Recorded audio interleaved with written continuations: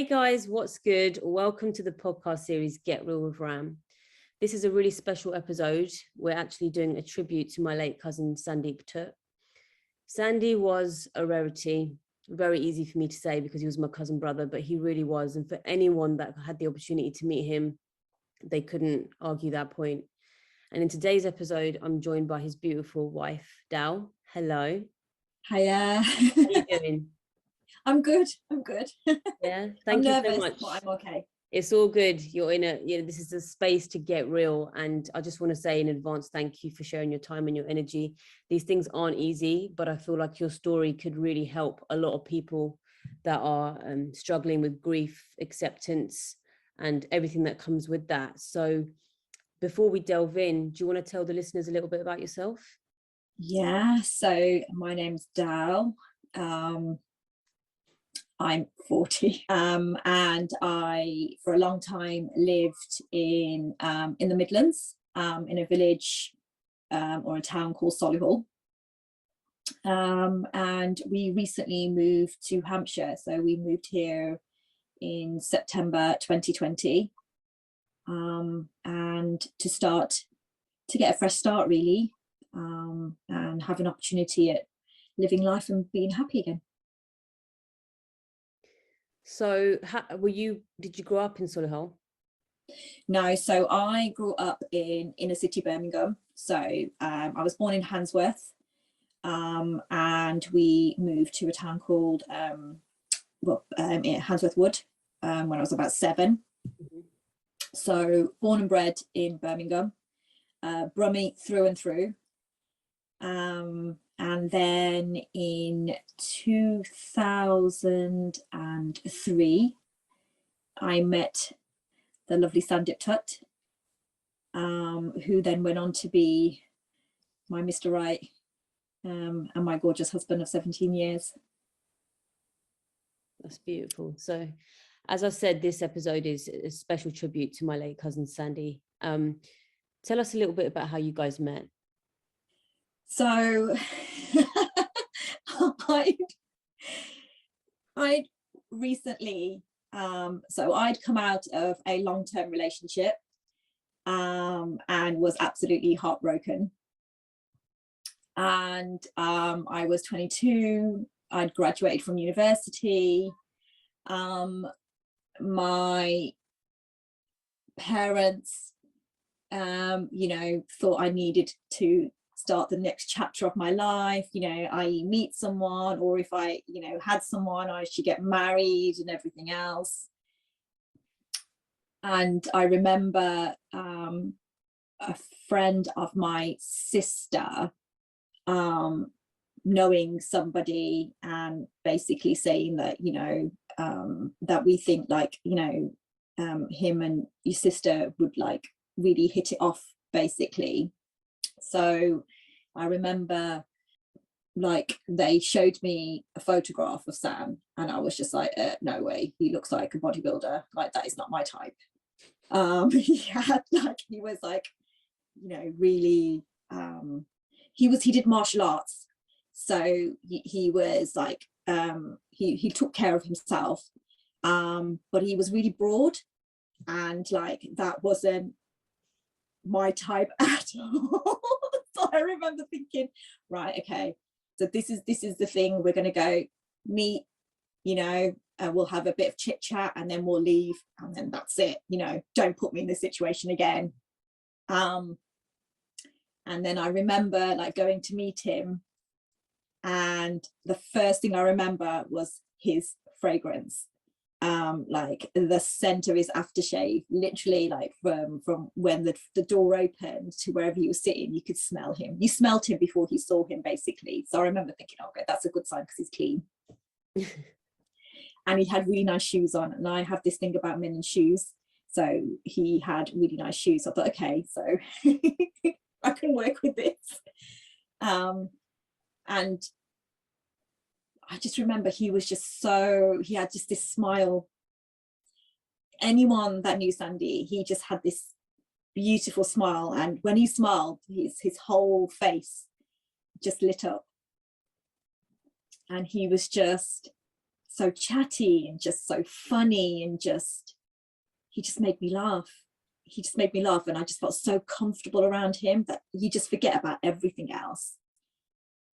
And he just put me at ease, made me really comfortable around him. We just had this connection like from the offset. He was just this really nice, handsome guy, who was just lovely, just really lovely. That's all I remember, like how nice he was. And do you agree when people say, when you know, you know? Would you say that was your situation with Sandy, or did you No. have time? No, I think for Sandy, he always said to me, he knew from the minute he met me that I was the woman that he wanted to be with. I think for me, I was very guarded, because I'd had a previous relationship, and maybe it hadn't necessarily gone the way that we wanted it to, or I wanted it to, or whatever. So I was very, I'd say I was someone who didn't fall in love very easily, because I was always protecting myself, I suppose, from being hurt. But he was just that person who kind of understood that as well and got that, so he didn't push me to say that I love you or whatever, because I think he kind of knew that I was afraid, and it was just going to take me a little bit longer. For him, definitely, he said that I was the one for him. Maybe if circumstances had been different for me, with previous relationships, maybe it would have been different. But I think because of, what I'd been through, I was just a little guarded. And that's not a bad thing. You were meant to make him work for it, and those things Yeah. that are worth it, that are worth having, are worth working for. So that is not a bad thing. So tell us about Sandy's journey, Sandy's illness, and how you dealt with that. So Sandy's journey was, anyone that knows Sandy and knows of Sandy's personality and Sandy's insight knows that he was somebody who had no regrets. He was someone that would encourage you to live your life to the max, to be happy. He was a little bit cutthroat as well. So if you had an opinion, he shared it. He never sort of held back. He just said things as they were. He'd done martial arts since he was 4 years old. So he was a European Taekwondo champion. He did mixed martial arts. He did cage fighting. He also used to do the doors. So, he was a doorman. So he'd been attacked, he'd been knifed, he'd been punched, he'd been jumped. So, he was someone who wasn't afraid of a lot of things. That's just to give it like a little bit of insight into like what he was. He wasn't afraid of a lot. Oh no, he was resilient. Yeah, like he didn't, like he wasn't, and he always used to say, well, if it's your time to go, it's your time to go. You just gotta have to deal with it and accept it for what it is. Like he was that type of person. You accept your fate. So in March 2019, Sandy unfortunately was diagnosed with esophageal cancer. So that's a cancer of the food pipe. Originally, there was just a small mass in his food pipe. But unfortunately, after they did further tests, they realized that it actually spread to his liver. And once a cancer secondary, you're no longer considered to be curable. So you're incurable. He was 38 years old. And he was given, his prognosis was 6 to 12 months. With that prognosis, the only thing that they could offer him at the time was chemo. So, Sandy being Sandy, who's always believed in other methods as well, went down the holistic route. So he took holistic medicine. He completely changed his lifestyle. We changed our eating habits, everything to basically help him in this journey and to, fight this cancer. He did 6 sessions of chemotherapy. and responded very well to the treatment. So much so that his tumour in his liver shrank by 25%, and the tumour in the food pipe was minimalistic. He felt great, on top of the world. He looked amazing. He was happy. So we then, with discussions with the consultants and everything, there was then the opportunity for him to do a trial drug. And this trial drug was something that's offered to people who've responded well to treatment and that the tumours have shrunk. So in my eyes, it was, got to do it, got to try it. What do we have to lose, really? But unfortunately, within 2 sessions of this trial drug, which was immunotherapy, his tumour in his liver grew back and actually doubled in size. So once it had doubled in size, he was given sort of weeks to live. And then on the 4th of February 2020, Sandy unfortunately lost his battle and passed away at home, with me and his brother by his side. And he went peacefully and on his terms, because he was very stubborn. But he wasn't afraid of dying.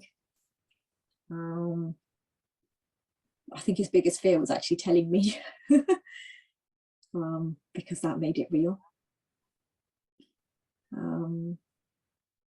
But yeah, so he passed away at 7 o'clock in the morning, just before 7 in the morning, on the 4th of February 2020. Told me he loved me and held my hand really tight, and then closed his eyes and went to sleep. What was going through your mind at the time, from when you were told of the diagnosis to his last moments? How did you cope with all of that? It was hard. Anger, I remember, anger. And resentment. Why us? What had we done to deserve this? Especially him, because anyone that knew him knew he was one of the kindest, most decent human beings on this planet. So you just think to yourself, like, how is it that this guy who doesn't abuse people, who isn't horrible, who's hardworking, who takes care of his family, who supports everybody, who literally just believes in doing good and is just honest and decent, is then given this death sentence? Why? I lost my faith, because I thought, well, hang on a second, like, how can this be God's way? What, God gives you a child, waits till your child's 6 months old, and then decides then give your husband this illness where he's ripping that man away from his children and his wife. And fair enough, we're adults, and you're saying we're being punished for something, but what has an innocent child done to be punished? Like, how is this the way of the world? Like, it's not fair, it's not right. You have this vision in your mind as you're growing up, that it's generations that go. So your great grandparents, then your grandparents, then your parents, and you automatically just assume that's how the order is. And then when they tell you, no, actually, this young man, this decent human being, isn't going to last a year. And I was just like, how am I going to survive? Like, how am I going to live my life without him? He's my rock, he's my world, he's my everything. How am I going to be a mum and a dad to my kids? I can't be him. He's perfection. In my eyes, he was perfection. Like, how can I be him? I'm not funny like him. I'm not strong like him. I'm not tough. I'm not him. I'm not him. How am I going to replace him? I can't replace him. You know, all of these things are going through your head. How am I going to live life without him? I don't want to be without him. I don't want to be alone. He's everything. He's my world. Like, we're supposed to grow old together. Like, where does that leave me? Like, your head is just going through all of this mixture of emotions. You know, you're angry, you're sad, you're upset, you can't believe it, you know, and then you're also trying to function at the same time and try and put it to the back of your head, because whatever you're going through is irrelevant, because you're not going through that illness. He's suffering that illness. He's the one that's been told that he's not going to be here. So what, no matter what you're feeling, imagine what he's going through and how he must be feeling. So it was this massive like mixture of emotions. Which is all relative. The thing is, with grief, it strikes everybody very differently. You know, there are some people that, you know, their faith helps them through it. And for other people like yourself, it challenges your faith. And that's also relative, because it's almost like a reset as to finding what actually works for you and what helps you accept why these things do happen to us. And yeah, you know, as you said, anybody that was fortunate enough to know Sandy, he was definitely of a spiritual nature. He was very accepting of life and, you know, very fearless. And even if there were moments where he was fearful, which I'm sure there must have been, he found a way to overcome that, because he knew there was just a lot more, you know, to whatever this life is. Did he ever speak to you about how he was feeling during those times, or was he very like headstrong and just decided to fight through it? Did he ever share anything with you? He was always someone who was very, he was determined to fight. There was no letting down with him. In front of me, he was always strong. He wasn't going to go without a fight, and he was prepared for the battle. And he was also prepared to put in whatever he needed to put in to make sure that he was giving himself the best chance possible. So that meant like completely drastically changing his lifestyle. So his eating habits, his outlook on food. Anyone that knew him knew he was a proper foodie. He loved food. You know, food gave him joy, eating at different places, red meat, you know, steaks. You know, he had a sweet tooth. But obviously, when he got diagnosed, red meat, sugar, all of these types of foods were things that he had to cut out. But in his eyes, it was like, well, time with my family, or literally shortening my life completely. It wasn't even, you didn't have to think about it. You know, the benefits of eating better were so much better than just carrying on your life. But he never felt sorry for himself. So to him, it was like, right, okay, what do I need to do? So, you know, as much as he wasn't fearing death, and, you know, he was accepting of what was going to happen eventually, he had 2 babies and he had a wife. So he had a life that he wanted to be there. You know, he was happy and content. So which person isn't going to be willing to fight for what brings them joy and happiness? You know, and there was one time I remember when he had to go and have a biopsy on his liver. And I remember him opening up to me saying that, you know, he was with the nurse and he just burst into tears. Because I think it kind of like, it's one of those moments when you get final clarity, don't you? It's actually like the seriousness of the situation, you know, that you just kind of like, first you feel like you're in this blur of everything that's going on around you. And then you have moments where it just hits you, actually what's going on, what could potentially happen. And he burst into tears with the nurse. I think because she was someone who wasn't close to him, that wasn't someone that he loved, he felt that he was able to be more vulnerable around her than his own family. Yeah. And he literally just said, I just keep thinking about my wife and my kids. I just keep thinking about my wife and my kids. You know, so I feel like sometimes, as much as he didn't fear death, and he was acceptant of when his time comes. He knew that the thought of life without, like, for us, without him in it, was too much for us to bear. So he was going to put up that fight, not only for himself, but for us as well. How would you say that you have been dealing with things since, since his passing? Have you been open to therapy?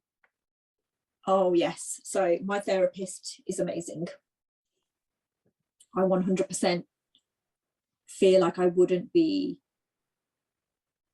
functioning, I suppose, as well as I do if it wasn't for my therapist.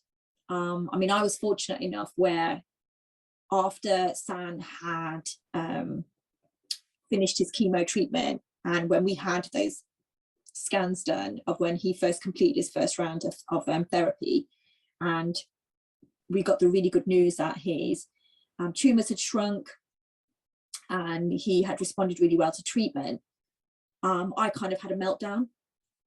So I kind of went into like a deep depression, because in my eyes, I was waiting for the bad news.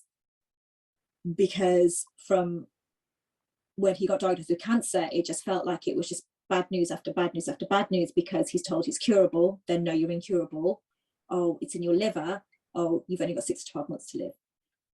So to have a point where they're actually saying, oh my gosh, like you've responded really well and they've shrunk, it felt like, no, something else is coming. When's that next lot of bad news going to come? And I just went into this like kind of like a fuzz where I just had no expression on my face whatsoever. I just blank out. I was crying all the time. I wasn't present. I was functioning, but I wasn't present. And he recognized that straight away, and he knew that something was up. So he literally organized for me to see a therapist. So he actually sorted out my therapist before he even passed away. That's the type of husband he was, and that's how caring he was. Yeah, it's amazing, isn't it? It's just he was going through all of that, and yet he allowed himself to think of yet again, Sandy being Sandy, thinking of everybody else but himself. Yeah. Tell us a bit about your girls, because you've got 2 beautiful girls. Yeah. About them and how they're coping with the loss of their dad. So Navi is 10. She lost her dad 2 days before her birthday. I'm sorry if I'm getting emotional when I talk about them too, because Navi is the spitting image of her dad. She looks just like him. She talks just like him. She has his mannerisms. I mean, it's scary just how much she is like him. Yeah, definitely. She is Daddy's little girl. They were best mates. He absolutely adored her. Sandy never wanted kids. A lot of people don't know that about him. I didn't know that. Wow. Yeah. So when a few years after we got married, I remember saying to him, I think it's time we have kids now, basically. And he said, I'm not sure I want kids. I'm just like, what? But he always felt like he wanted to be able to provide and maintain a certain type of lifestyle. Like, he was very much about, just giving somebody everything possible. But there's never a right time to become a parent, and you're never, financially prepared for when you have kids, and you just kind of like, you roll with it. You learn as you go along. No one's a perfect parent. It doesn't matter how many books you read. When you've got that baby, you just kind of pick it up as you go along, but he just didn't want to be a dad. And I don't know why, because he was so maternal. Like, he was just so good with kids, amazing with kids. Didn't want one of his own. And then my sister had my niece, I think for him that changed everything, because the love that he felt for my niece probably made him realize that actually, you know what, having a child isn't, you know, such a bad thing. You know, I can be a decent dad. Maybe he was questioning himself, but he didn't want to admit that, you know, because some people like are always scared about what kind of parent they'd be. Would they have enough patience? You know, are they going to be like, you know, calm enough? Or, and they don't ever, and then there's a fear, isn't there, that you're not going to be a decent parent. But maybe that's what it was. But have Boven, like my niece being born, I think changed things for him. And then my granddad actually passed away in May 2011. And I remember my grandma getting really upset and saying to me, all he wanted was for you to have a baby. And he kept waiting for the call that you were going to be pregnant or have a baby, and you haven't. And that like really, really upset me, because my granddad was like a second dad to me. And I really struggled when my granddad passed away. And I was really lucky because, you know, I got to be with my granddad until I was 30. And not a lot of people are fortunate to have their grandparents in their lives to that age. So my granddad's funeral was in May. And literally 2 days after my granddad's funeral, I found out I was expecting Navi. So she's a gift from my granddad. It's a cycle of life, isn't it? Yeah. So, you know, Navi for us, for both of us, is a gift she's a gift. She's one of the most amazing kids you'd ever meet. She's just beautiful inside and out. And she was Daddy's little girl. And her dad was her world, her rock, her everything. And Navi to him,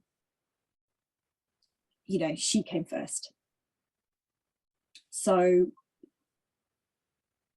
I think for both of us, when he got diagnosed, the forefront of our minds was, how's Navi going to cope? But Navi is like him, very selfless. For the first year or so, she wouldn't talk about her dad to me, because she was always too worried about my feelings and how I would cope with that. And, you know, I don't want Mummy to get upset. I don't want Mummy to cry. Therefore, I'm going to tell her I'm absolutely fine. So, you know, Navi had an amazing, and she still has an amazing therapist who specializes in child bereavement. And she used to see her once a week, and now just sort of speaks to her when she's going through a bad time, or she's, you know, Dad's birthday's coming up or Dad's anniversary's coming up. And that's allowed Navi to understand and explain her feelings the best way that Navi can. And also allows her to talk about whatever she's going through without knowing that in her head, although she's not upsetting me, no way would my child upset me. She can come to me and talk to me about anything. But for Navi, she's not stressing Mummy out. And if that puts her mind at ease, then I'll carry on doing that. But January of this year, I think Navi saw a shift in me. The fact that I'm coping better since Sandy's passed away, you know, she's seen changes in me. So now she's actually allowing herself to open up a lot more about her dad. You know, she had a really, really big meltdown on New Year's Day.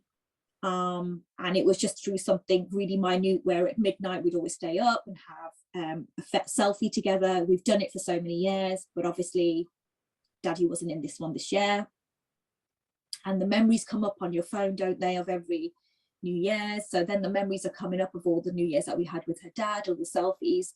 And she then actually felt comfortable enough to start talking about the day her dad passed away, how she knew that her dad was ill because she could see a difference in his colouring, in his skin, and the weakness. But she also didn't want to believe that Daddy was very poorly, because that made her sad, you know. And the conversations they had not long before he passed away, how when how, you know, when she saw him in the coffin, how she felt, and his funeral, and all of these things. And I think therapy has allowed her, and me, encouraging them to be open about their dad, talking about him, you know, every day, telling them when I'm sad and I'm having a bad day. And if I've shouted at them, it's not their fault. It's just because I'm missing daddy, and, you know, I'm having one of those moments. Or if I'm crying, not to stop crying because they're walking in the room, you know, allowing them to see me vulnerable, because I'm telling them it's okay to be vulnerable. It's okay to be sad. It's part of life. We're not all strong. We're not built like that at all, you know. I just want to say, allowing yourself to be vulnerable doesn't make you weak. Like, for anyone that's listening right now, being vulnerable, allowing yourself to be vulnerable has a huge amount of strength behind that. And I think it's such a beautiful thing that you've recognized that you want your girls to grow up knowing that being vulnerable is a big part of being strong. You know, you want them to be strong women. You want them to be able to feel, and more importantly, talk about it, you know? Yeah. I think the more people allow themselves and admit they're struggling, the more support you'll get as well. No one's perfect. No one's got it together. We're all struggling in our own way. You know, mine's is my grief, but other people are suffering in different ways. And I think, you know, I mean, I embrace it and I talk about it, and I'm encouraging others to do it, because that's what's helped me, and that's what's helping my kids, because them seeing me sad, happy, angry, all of these emotions that I'm going through and feeling, and me explaining to them as well, Mummy's having a bad day because of this, or Mummy's having a bad day because of this. One, makes them realize it's nothing to do with them. They haven't done anything to cause this, you know, so they shouldn't feel bad or feel like, you know, they've upset me, or, you know, affect them and their mental well-being, because that's the last thing I want. But also them allowing them to think, well, actually, I'm having a bad day today because somebody at school upset me, and I can tell Mummy that, you know, and I shouldn't feel ashamed for saying that because that's how I feel. Or I'm sad because, you know, I'm missing daddy today, you know, all of these things, and just allowing them to like open up and embrace their feelings, because, you know, that's how I want my girls to be. I want them to be able to come and talk to me about anything. I don't want them to have a guard up. I prefer them not to have that guard up, and be open and honest and vulnerable. And I truly believe that will make them more stronger in the long run and when they get older. Definitely. What do you feel like Sandy's taught you about life, and more importantly, yourself? Sandy's taught me to embrace life, to make the most of life, to live life to the fullest, to be happy again. He's taught me not to really, I suppose we all do it, where we sometimes are so consumed with what other people think about us and what we're doing, that we then start to actually put ourselves, sort of our wants and needs, like to the back, I suppose, of our heads, because people may not accept it, or people may not like it, or people may you know, not think. But he was just like, no, you do what you want. You know, he didn't like the word widow, so I'm not that, you know. He didn't want me to dress a specific way like some women do after they're bereaved, so I've not done that. I've been me. I've been true to myself the whole time, out of respect for my husband, because that's how he wanted me to be. He wanted me to look like I want to look, and so that's what I'm doing. I'm dressing the way I want to dress. I'm doing my makeup the way I want to do it. I'm doing my hair the way I want to do it, you know. And if people want to judge me for that, well, that's on you, not on me, because this is how I'm going to live my life. I'm not having any regrets. So, do you know what? If that's what your opinion is of me, that's fine. But at least I'm happy, you know. I'm okay with what I'm doing. I'm fine with it. You know, Sandy embraced life. He loved life. And he also wanted to make sure that me and the girls are going to be happy. So, you know, I'm determined to make sure that my kids are happy, and I'm going to be happy too. You know, I've got to believe it, but I need to work on myself as well to get to that. You know, it's not going to just happen overnight. You know, so that it's a journey. Yeah, I just want to say, I remember when I asked you if you were up for doing this podcast, and we were obviously in sync because you you shared the idea, and I was like, oh, I was going to get you to come on here and share your story. And, you know, it was obviously meant to be spoken about. And I really do hope that anyone that has taken the time to listen, it has helped you in some way or inspired you to just be open and allow yourself to feel the vulnerability and the raw emotions coming through. Just, you know, you've got to sit in these emotions. You can't run away from it, even though that's all you want to do at the time. You can't, because it will always catch up with you. So I really hope that it's, you know, it's given anybody that encouragement that they've needed to hear your story. But before we wrap up, have you got anything in particular that you want the listeners to know? Any words of wisdom you want to share? I think it's anyone who's bereaved like me, or anyone who's going through this journey at the moment, just don't beat yourself up. Don't feel guilty for having thoughts and feelings, you know, that you don't necessarily want to have. And try and just allow yourself to feel. I try to put my feeling to the back of my head, like throughout the whole of like Sandy's illness. And then when he passed away, I found so many things to kind of like distract myself with and keep myself busy, that all of a sudden when that list ended, it's like I hit a brick wall, and I didn't know how to like control my emotions and my feelings, and I became a very angry person. You know, thankfully, like I've had a really good therapist that helps me understand my emotions and my feelings and things. But all I can say to somebody is just allow yourself to feel those feelings and talk about those feelings and address those feelings.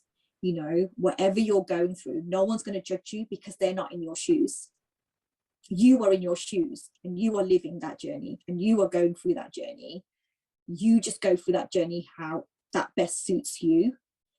But if you need help, ask for it. Don't allow yourself to get ill too, because you're too busy worrying about that other person, you know, because it's not good for you either. And just whatever happens in life, you know, all I can say is that, you know, I'm somebody who doesn't feel sorry for myself. I feel fortunate to have my kids. My husband lives on in my kids. My outlook on life is that he accepted his fate. I now have to live this life for him to make him happy and myself happy. And, you know, I'm not having my girls grow up unhappy. And that's it, really. Just got to be true to me. Thank you so much for sharing your story. I know it was far from easy for you, but you've done that so naturally. So thank you. And on behalf of anyone that's listening that's needed to hear your story, just thank you. Thank you for your energy and your time. And thanks, guys, for tuning in. Till next time. It's time to give